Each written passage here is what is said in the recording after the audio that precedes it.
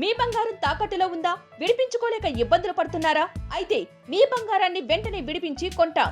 Ganesh gold. మీరు సంప్రదించాల్సిన phone నంబర్లు 9160-266-916, 8712619507.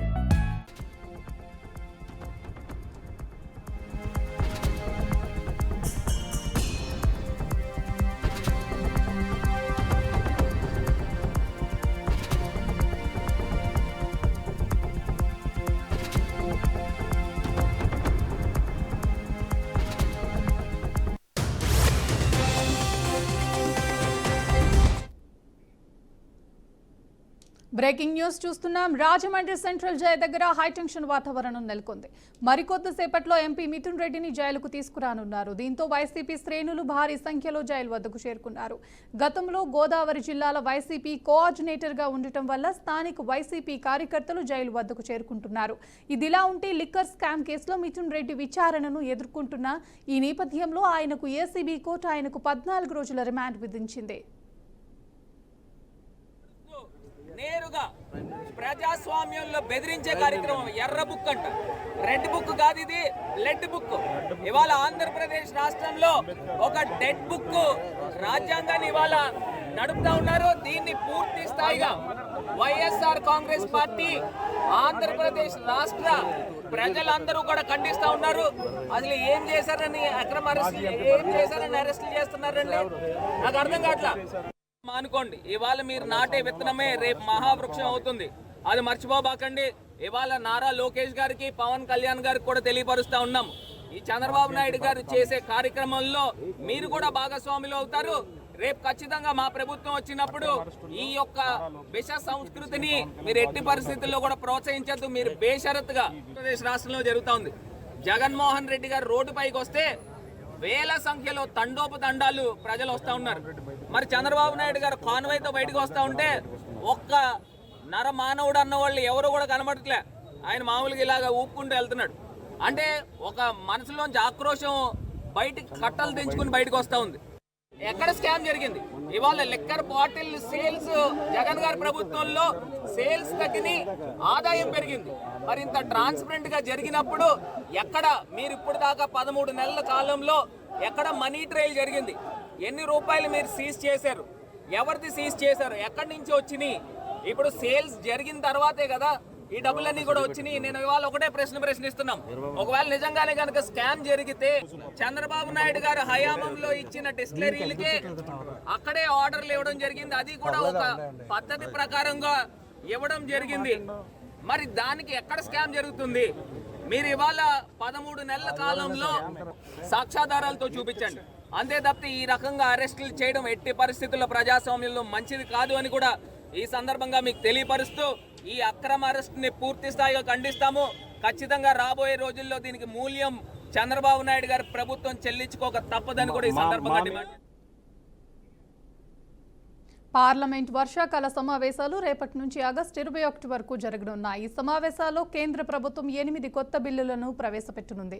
మొత్తం 21 సెషన్లు జరగనుండగా ఆగస్టు 12 నుంచి 18 వరకు రక్షాబంధన్, స్వాతంత్ర దినోత్సవం సందర్భంగా విరామం ఉంటుంది. ఈ వర్షాకాల సమావేశాల్లో ప్రభుత్వం ప్రవేశపెట్టనున్న బిల్లుల్లో జాతీయ క్రీడా పాలన బిల్లు, భూ సంపద స్థలాలు, భూ పరిరక్షణ మరియు నిర్వహణ బిల్లు, గనులు మరియు ఖనిజాల సవరణ బిల్లు, మణిపూర్ వస్తు సేవల పన్ను బిల్లు, జన్ విశ్వాస్ బిల్లు, పన్ను చట్టాల బిల్లులు ఉన్నాయి.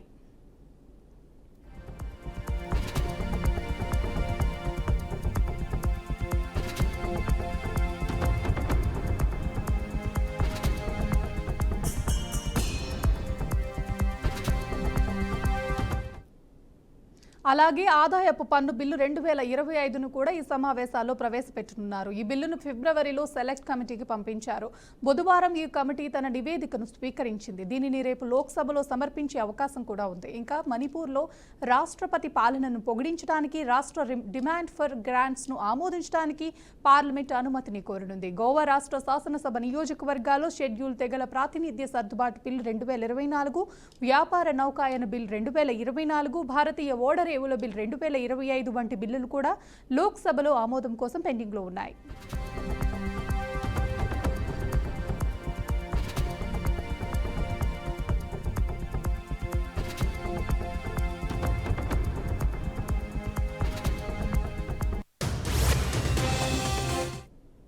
ఈ సమావేశాల్లో బీజేపీ నేతృత్వంలో ఎన్డీఏ ప్రభుత్వం, కాంగ్రెస్ నేతృత్వంలో ఇండియా బ్లాక్తో సహా ప్రతిపక్షాల మధ్య వాడివేడిగా సాగనుంది. బీహార్లో ఎన్నికల జాబితాల వివాదం, పహల్గాం ఉగ్రదాడి, ఆపరేషన్ సింధూర్, భారత్ పాకిస్తాన్ మధ్య యుద్ధ విరమణకు మధ్యవర్తిత్వం చేసినట్లు అమెరికా అధ్యక్షుడు డొనాల్డ్ ట్రంప్ చేసిన వాదనలు ఈ సమావేశంలో చర్చనీయాంశాలుగా ఉండనున్నాయి.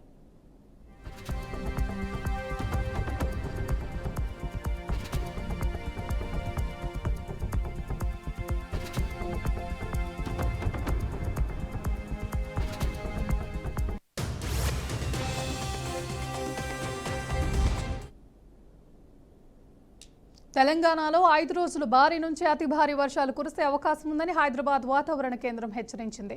నైరుతి రుతుపవనాలు మళ్లీ చురుగ్గా మారటంతో పాటు బంగాళాఖాతంలో ఏర్పడిన ద్రోణి ప్రభావంతో వర్షాలు కురుస్తున్నాయి.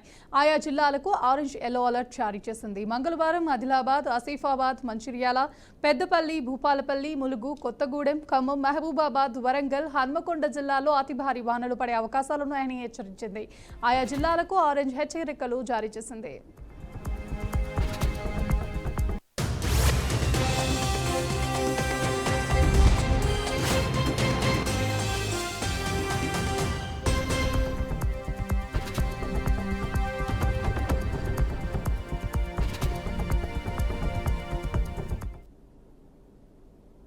ఎన్టీఆర్ జిల్లా నందిగామ శివారులో జీవీఆర్ కాలనీకి చెందిన ఎలక్ట్రీషియన్ లక్ష్మణ్ రావు తన వయోభారంతో సైకిల్ తొక్కలేని స్థితిలో వినూత్నంగా ఆలోచించి తక్కువ ఖర్చుతోనే బ్యాటరీ ఆధారిత ఈ సైకిల్ను స్వయంగా రూపొందించాడు.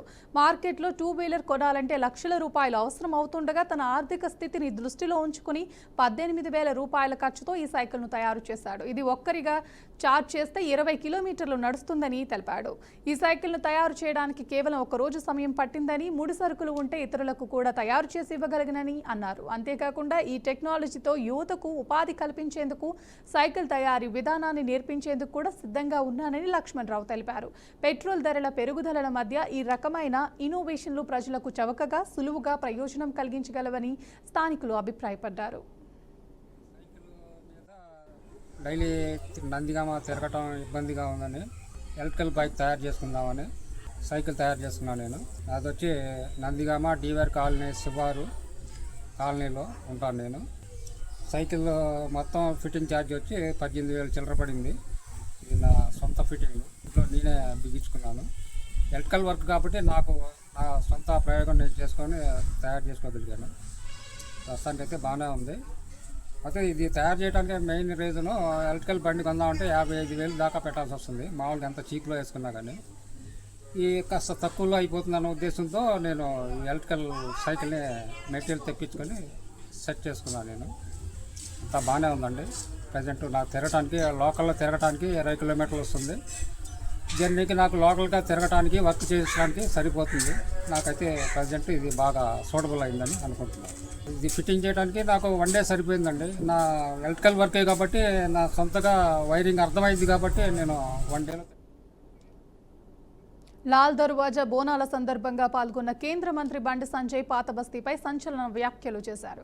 ఓల్డ్ సిటీలో టెర్రరిస్టులకు భయపడి వేరే రాష్ట్రాలకు వెళ్లిన హిందువులంతా తిరిగి రావాలన్నారు. హిందువులను కాపాడుకోవటం మా బాధ్యత అని స్పష్టం చేశారు. గతంలో పాతబస్తీలో కాషాయ జెండా పట్టుకోవాలంటే భయం ఉండేదని, కానీ ఇప్పుడు పరిస్థితి మారిపోయిందని వ్యాఖ్యానించారు. పాతబస్తీ ఎవరి జాగిరి కాదని, అది హిందువుల జాగిరేనని బండి సంజయ్ అన్నారు. హిందువులు ఒక్క తాటిపైకి రావాలని, ఓటు బ్యాంకుగా మారాలని పిలుపునిచ్చారు. తన మాటలు ఘాటుగా ఉన్న వాస్తవాలని నేను చెబుతున్నానని, ఇక మతపరమైన భయాలు పడవలసిన అవసరం లేదని స్పష్టం చేశారు. హిందువులందరూ పాత బస్తీ నుంచి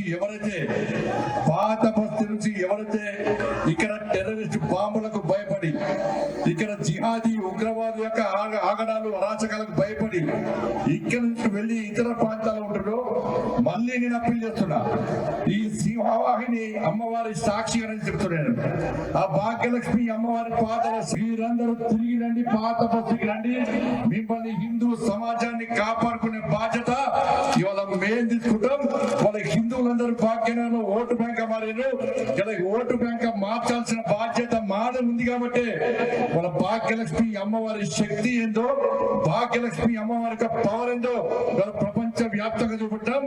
దేశం నుంచి ఏ రాజకీయ నాయకుడు వచ్చినా, దేశం నుంచి ఏ సెలబ్రిటీ వచ్చినా ఇవాళ ఒక ఆనవాయితీగా మారిపోయింది. రావాలి, పాత బస్తీలోని అమ్మవారి భాగ్యలక్ష్మి అమ్మవారిని దర్శించుకోవాలి, అమ్మవారి ఆశీర్వాదంతో మనం ముందుకు సాగాలని చెప్పి అమ్మవారి యొక్క శక్తిని, భాగ్యలక్ష్మి అమ్మవారి యొక్క శక్తిని ఇలా దేశ వ్యాప్తంగా చాటింపజేస్తామంటే అది హిందూ సమాజం యొక్క గొప్పతనం.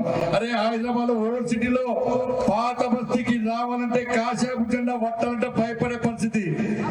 అటువంటి పరిస్థితుల్లో ఇవాళ భాగ్యలక్ష్మి గుడి దగ్గరనే ఎవరికి భయపడకుండా, ఎవరి అనుమతి లేకుండా, ఇది ఎవరి జాగిరి కాదు, ఈ పాత బస్తీ హిందువుల జాగిరి, ఈ భాగ్యనగర్ హిందువుల అడ్డా అని చెప్పి మన భాగ్యలక్ష్మి అమ్మవారి పాదాల ముందు జై శ్రీరామ్ అని గర్జించిన సమాజం నా హిందూ సమాజం. హిందువులందరూ గంపగుత్తగా ఓట్లేయాలని చెప్పి ఒక చెడు ఆలోచన ఈ రాజకీయ పార్టీలో ఉన్నప్పుడు హిందూ సమాజం ఏం చేయాలో ఒక్కసారి ఆలోచించండి. ఇంత దౌర్భాగ్యమని భాగ్యనగర్లో 2 పార్టీల నాయకులే ప్రోటోకాల్ కోసం ప్రయత్నం కొట్టాలనుకుంటున్నారు.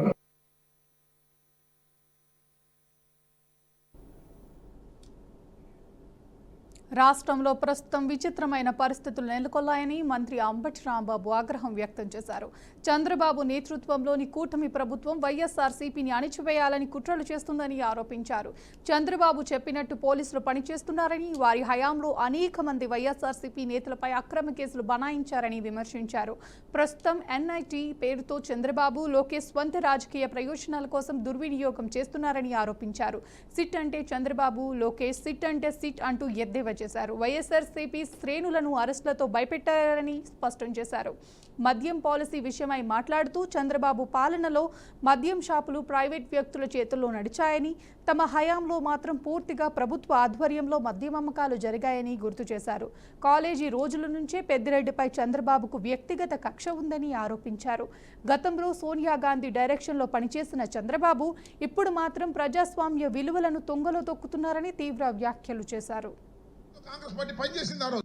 ఏముంది మీ ఇన్వెస్టిగేషన్? సిట్ అంటే సిట్టే, చంద్రబాబు సిట్టు అంటే సిట్టు, లోకేష్ సిట్ అంటే సిట్టు. దానిలో ఎవరిని పెట్టాలంటే వాళ్ళని పెట్టచ్చు, రాంబాబుని పెట్టాలంటే పెట్టచ్చు, ఇదిగో మిమ్మల్ని పెట్టాలని కూడా పెట్టచ్చు. ఎవరిని పెడితే వాళ్ళని పెట్టేసి లోపల వేసేసి వైఎస్ఆర్ కాంగ్రెస్ పార్టీని అణిచేస్తాం. మీ వల్ల కాదని చెప్తా ఉన్నా. ఎన్ని వందల మందిని మీరు అరెస్ట్ చేసినా, ఎన్ని వందల మందిని మీరు జైలుకు పంపినా, ఎంతమంది నాయకుల్ని మీరు పంపినా వైఎస్ఆర్ కాంగ్రెస్ పార్టీని అణచలేరు. ఇది తెలుసుకోండి మీరు ఫస్ట్ ఆఫ్ ఆల్. ఆ తర్వాత వైఎస్ఆర్ కాంగ్రెస్ పార్టీ ప్రారంభించాలని ఓదయాత్రకు వెళ్ళినప్పుడు మీరు ఎంతమందిని అరెస్ట్ చేశారే. అప్పుడు చంద్రబాబు నాయుడు గారు సోనియా గాంధీతో ములాఖాత్ అయిపోయాడు. ఇద్దరు కలిసిపోయారు, ములాఖాత్ అయిపోయి. ఈ డైరెక్షన్ తో కాంగ్రెస్ పార్టీ పనిచేసింది ఆ రోజున. జగన్మోహన్ రెడ్డి గారితో పాటు అనేక మందిని లోపల వేసే ప్రయత్నం చేశారు, వేశారు. ఐఏఎస్ అధికారిని, ఐపీఎస్ అధికారిని లోపల వేశారు. ఏం సాధించారని అడుగుతా ఉన్నా. ఇవాళ కూడా ఐపీఎస్ అధికారులని లోపలేస్తున్నారు, ఐఏఎస్ అధికారులను కూడా లోపలేస్తున్నారు. ఏమి సాధించారు చంద్రబాబు నాయుడు గారు? మీరు జగన్మోహన్ రెడ్డి గారి మీద కక్ష. నిజంగా లిక్కర్ స్కామ్ అంటే 2014-19 చంద్రబాబు నాయుడు గారు చేసింది. చంద్రబాబు నాయుడు గారు వాళ్ళు ఎక్కడో అంటున్నాడు రాజకీయ మలినాలను ఏరివేయాలంట. అది చంద్రబాబు నాయుడు కన్నా రాజకీయ మలినం ఈ రాష్ట్రంలో, ఈ దేశంలో ఎవరున్నారు చెప్పండి? చంద్రబాబు నాయుడు కన్నా క్రిమినల్ ఎవరున్నారు చెప్పండి? అన్ని క్రిమినల్ పాలిటిక్సే కదా నువ్వు చేసింది. నీకు అడ్డం వచ్చిన వాళ్ళ దొరికించే కార్యక్రమం చేస్తావు. తడి గుడ్డలతో గొంతులు కోసేటటువంటి కార్యక్రమం వాళ్ళు ఏదో చెప్తా ఉన్నావు. నువ్వు జగన్మోహన్ రెడ్డి గారి మీద బురదలేటటువంటి కార్యక్రమాలు చేస్తూ ఉన్నావు. జగన్మోహన్ రెడ్డి గారిని వ్యక్తిత్వ హననాన్ని చేయాలనేటువంటి ప్రయత్నం చేస్తున్నావు. లిక్కర్లో స్కామే లేదు, చాలా ట్రాన్స్పరెంట్ గా జరిగినటువంటి కార్యక్రమం. దానిలో నువ్వు అనేక మందిని పెట్టి ఇవాళ కక్ష తీర్చుకోవాలనేటువంటి ప్రయత్నంతో చంద్రబాబు కూటమి సర్కార్పై మాజీ మంత్రి అనిల్ కుమార్ ఫైర్ అయ్యారు. పెద్దిరెడ్డి కుటుంబాన్ని అణిచివేయాలన్నదే లక్ష్యంగా కూటమి ప్రభుత్వం పెట్టుకుందని ఆరోపించారు. గతంలో జరిగిన లిక్కర్ స్కామ్ కేసు గురించి ఏమాత్రం ప్రస్తావన లేదన్నారు. ఈ కేసు కేవలం తప్పుడు కేసు మాత్రమేనని, ఎక్కువ రోజులు నిలబడదన్నారు. కూటమి పాలనలో ఎస్పీ పోస్ట్ అంటేనే హడలెత్తిపోతున్నారని వ్యాఖ్యానించారు. తాము అధికారంలోకి వచ్చాక అంతకు మించి ఉంటుందని హెచ్చరించారు. వైసీపీ ఇంకా బలంగా వస్తుందని మాజీ మంత్రి అనిల్ కుమార్ తెలిపారు. ఈరోజు ఎంపీగా, మూడోసారి ఎంపీగా 40-50 సంవత్సరాలుగా పెద్దిరెడ్డి కుటుంబం చిత్తూరులో చంద్రబాబు నాయుడు గారికి వ్యతిరేకంగా ఒక బలమైన వర్గంగా, కుటుంబంగా వెలుగొందుతున్న పెద్దిరెడ్డి కుటుంబం నుంచి వచ్చిన మూడోసారి ఎంపీగా ఉన్న మిథున్ అన్న మీద ఈరోజు కేసు వేయటం కూడా, అరెస్ట్ చేయటం కూడా చూసాం. దీనికి సంబంధించి మిథున్ అన్నకు సంబంధించి ఆయన ఎంపీ, వాళ్ళ తండ్రి ఆ శాఖ మంత్రి కూడా కాదు. అయినా సరే ఏదో రకంగా తాన్ని కూడా తీసుకొచ్చి ఇరికిచ్చేస్తే జగన్మోహన్ రెడ్డి గారిని తర్వాత ఇబ్బంది పెట్టచ్చు అనే ఒక దీంట్లో కేవలం ఒక అబద్ధపు వీటితో ఈరోజు అన్ని కూడా చూస్తా ఉన్నారు. ఏమన్నా అంటే ఈ 2019-24లో లిక్కర్ ఆదాయం తగ్గింది. జగన్మోహన్ రెడ్డి గారు వచ్చిన తర్వాత లిక్కర్ అనేది పూర్తిగా కూడా ఆదాయం తగ్గిందని చెప్పి ఒక తప్పుడు మాటలు మాట్లాడుతున్నారు. కానీ వాస్తవానికి జగన్మోహన్ రెడ్డి గారు వచ్చిన తర్వాత అన్ని షాప్స్ కూడా గవర్నమెంటైజ్ చేయడం జరిగింది. ప్రతి షాప్ లో కూడా ఒక ట్రాన్స్పరెన్సీ తీసుకురావడం జరిగింది. బెల్ట్ షాప్స్ అరికట్టడం జరిగింది. ఈరోజు అందరూ గుర్తుపెట్టుకోవాల్సింది, రాష్ట్ర ప్రజలందరూ కూడా, అదే చంద్రబాబు నాయుడు గారి 2000 దిగిపోయేటప్పటికి లిక్కర్ ఆదాయం 16,500 కోట్లయితే జగన్మోహన్ రెడ్డి గారు దిగేటప్పటికి దాదాపు 24,500 కోట్లు, అంటే దాదాపు 8,000 కోట్లు పెంచు. అలాగే జగన్మోహన్ రెడ్డి గారి హయాంలో వీళ్ళు చెప్తున్నట్టు ముడుపులు తీసుకున్నాడు డిస్టిలరీస్ నుంచి అని మాట్లాడుతున్నారు. చంద్రబాబు నాయుడు హయాం మీరు చూస్తే 2014-2019లో కేసుల అమ్మకం, ఎన్ని కేసులు అమ్ముడు లాస్ట్ లో చూసినా కూడా జగన్మోహన్ ఎంపీగా, ఎమ్మెల్యేగా, సీఎంగా పనిచేసిన ఒక ఉన్నత స్థాయి వ్యక్తిని ఏకవచనంతో సంబోధించేటప్పుడు తమ స్థాయిని తెలుసుకోవాలని ఎమ్మెల్యే జై నాగేశ్వర్ రెడ్డిని ప్రశ్నించారు. ఒక మాజీ ముఖ్యమంత్రిపై ఆరోపణలు మానుకుని అభివృద్ధిపై దృష్టి సారించాలని సూచించారు. గత వైసీపీ ప్రభుత్వ హయాంలో ఎమ్మిగనూరు నియోజకవర్గంలో చేపట్టిన అభివృద్ధి పనులను శ్రీమతి బుట్టా రేణుక గారు ప్రస్తావించారు. నీటి నిల్వ కోసం గోనెగుంట్ల గాజున తిన్నె ప్రాజెక్టు ఎత్తును 1 మీటర్ పెంచి సాగునీరు, తాగునీటి అవసరాలకు ఉపయోగపడేలా అభివృద్ధి చేశామని గుర్తు చేశారు. ఈరోజు 2 ముఖ్య అంశాల గురించి ప్రెస్ మీట్ పెట్టడం జరిగింది. 2 ముఖ్య అంశాల గురించి ఈరోజు ప్రెస్ మీట్ పెట్టడం జరుగుతుంది. ముఖ్యంగా ఎమ్మిగనూరు ఎమ్మెల్యే గారు డాక్టర్ జైనాశ్వర్ రెడ్డి గారు మొన్న ప్రెస్ మీట్ పెట్టి మా లీడర్, మా అధినేత వైఎస్ జగన్మోహన్ రెడ్డి గారి గురించి మాట్లాడడం జరిగింది. 2 సార్లు ఎమ్మెల్యే అయిన ఒక ఎమ్మెల్యే, ఒక వ్యక్తి ముఖ్యమంత్రి హోదాలో పనిచేసిన ఒక మాజీ ముఖ్యమంత్రి గారిని ఏకవచనంతో జగన్ అని మాట్లాడడం ఎంతవరకు సమంజసమో ఒక్కసారి అందరూ ఆలోచించాలి. ఎవరు ఏ పార్టీలో ఉన్నా కొన్ని పదవులను నిర్వహించిన వారికి ఒక గౌరవం అనేది ఇవ్వాలి. మేము ఎప్పుడు మాట్లాడినా కూడా మేము ఓన్లీ ప్రభుత్వంలో జరుగుతున్న వైఫల్యాల గురించే మాట్లాడతాం, కానీ వ్యక్తుల గురించి మాట్లాడేటప్పుడు వారికి ఇచ్చే గౌరవాన్ని ఇస్తూ మాట్లాడుతూ ఉంటాం. అది ఒక ప్రజాప్రతినిధిగా బాధ్యత. మనం ఏం మాట్లాడతామో సమాజం కూడా అదే విధంగా రియాక్ట్ అవుతుంది, మనల్ని అదే విధంగా ఆ యాంగిల్లోనే చూస్తారు. మరి ముఖ్యంగా చెప్పాలి అంటే వైఎస్ఆర్సీపీ ప్రభుత్వంలో ఎన్ని కార్యక్రమాలు అయ్యాయి, ఏ విధంగా అభివృద్ధి చెందింది అనేది మనందరికీ తెలుసు. ఈరోజు 2 ముఖ్య అంశాల గురించి ప్రెస్ మీట్ పెట్టడం.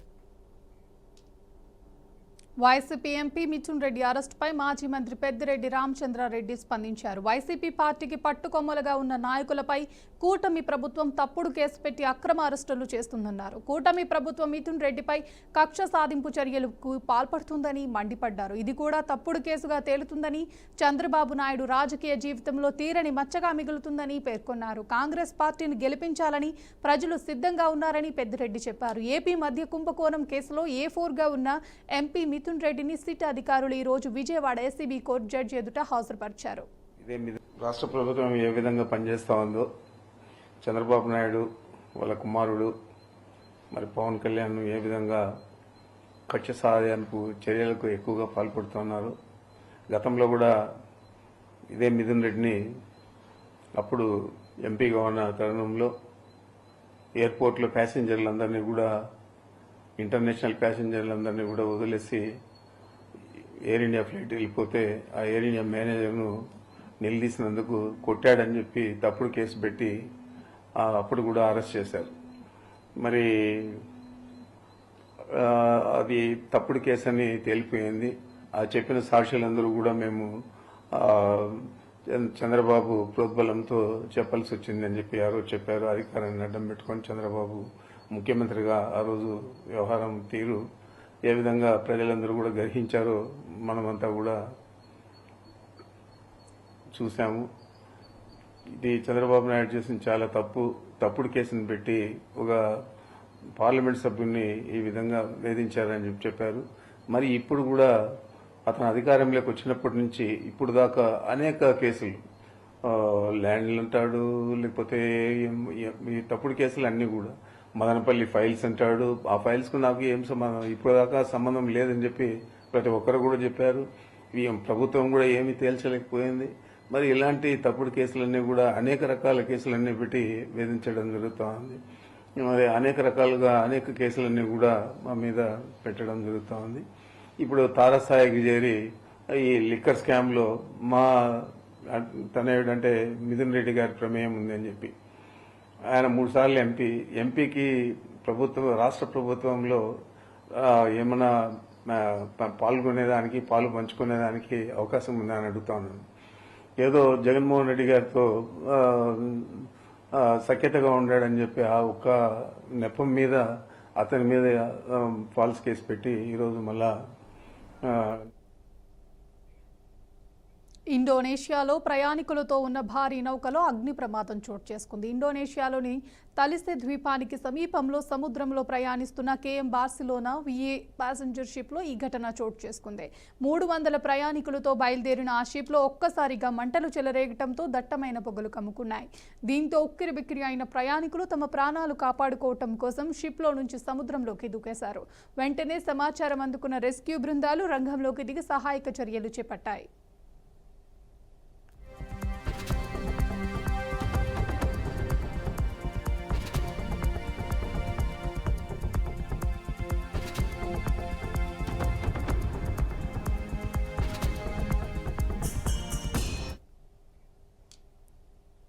రష్యాలో భారీ భూకంపం సంభవించింది. రిక్టర్ స్కేల్పై 6.7 తీవ్రతతో ఈ భూకంపం నమోదైంది. ఈ భూకంపం రష్యాకు తూర్పున ఉన్న కమర్చ్కా ప్రాంత తీరానికి సమీపంలో ఉత్తర పసిఫిక్ మహాసముద్రంలో సంభవించింది. కమర్చ్కా నుండి సుమారు 368 కిలోమీటర్ల దూరంలో ఈ భూకంప కేంద్రం ఏర్పడింది. భూకంప కేంద్రం 15 కిలోమీటర్ల లోతులో ఉన్నట్లు గుర్తించారు. ఇటీవల కాలంలో రష్యాలో సంభవించిన భూకంపాలలో ఇదే అత్యంత పెద్దదని తెలుస్తోంది. ప్రాథమిక భూకంప డేటా ఆధారంగా భూకంప కేంద్రం ప్రాంతంలో భారీగానే విధ్వంసం జరిగి ఉండొచ్చని అంచనా వేస్తున్నారు.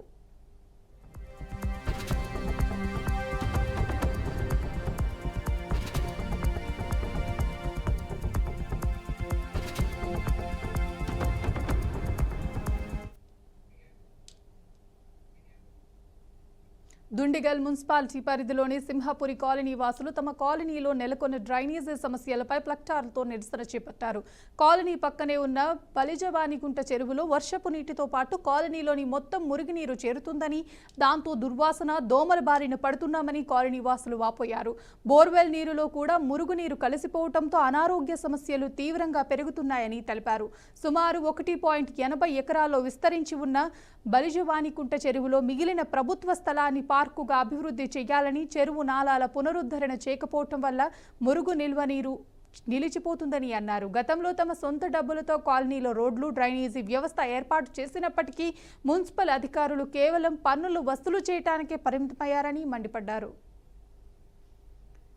ఈరోజు దుండిగల్ కార్పొరేషన్లో సింహపురి కాలనీ, బౌరంపేట గ్రామంలో సింహపురి కాలనీ వాసులు గత 4 సంవత్సరాలుగా ఈ కాలనీలో దాదాపు 300 పైచీలకు అపార్ట్మెంట్లు ఉన్నాయి. పైన ఏదైతే కేఎల్యూ యూనివర్సిటీ కాంచెల్లి అక్కడ పెద్ద పెద్ద వెంచర్లు కూడా భవిష్యత్తులో ఆ డ్రైనేజ్ కూడా ఈ సింహపురి కాలనీలో ఉన్న బల్జవాని కుంటలకు రావాల్సిన పరిస్థితి. ఈ బల్జవాని కుంట నుండి రామ్జీ కుంట నుండి కత్తో చెరువు, మల్లంపేట కత్తో చెరువుకు వెళ్లాల్సి ఉంది. అదేవిధంగా ఈ బల్జవాని కుంట ఎక్స్టెండ్ ఏంటంటే 1.8 ఎకర్స్గా నోటిఫై చేసిళ్ళు. అదేవిధంగా ఈరోజు ఏదైతే ఈ సింహపురి కాలనీ ఉందో, ఈ కాలనీ ఏర్పడినప్పటి నుండి రోడ్ల వ్యవస్థను ఏర్పాటు చేయలేదు. దాదాపు 300 పైచిలుకున్న అపార్ట్మెంట్లు వాళ్ళు దాదాపు కోట్ల రూపాయల ట్యాక్స్ కట్టినా కూడా రోడ్లు వేయించకుంటే, డ్రైనేజ్ వేయించకుంటే కాలనీ ప్రజలే డ్రైనేజ్ వేయించుకున్నారు. మరి ఆ డ్రైనేజ్ తీసుకొచ్చి ఈరోజు వాళ్ళకు గత్యంతరం లేక ఇక్కడ ఏదైతే డౌన్లో ఉన్న చెరువులకు వెళ్తున్నాయి. అదేవిధంగా వర్షపు నీరు కూడా దాదాపు ఒక 400 పైచిలకు క్యాష్మెంట్ ఏరియా వర్షపు నీళ్ళు కూడా చిన్న 3 ఎకరాలు 2 ఎకరాల చెరువులో కలుస్తుంది. అక్కడి నుంచి కిందికి వెళ్ళడం బోనాల సంబరంలో జరుగుతుంటే మా కాలనీ చూసి ఈరోజు చాలా ఇబ్బందులు పడి రోడ్డు మీదకి వచ్చాం. ఇప్పుడు మీరు చూస్తే దాదాపు 200-300 మంది ఈరోజు రోడ్డు మీదకి వచ్చాం.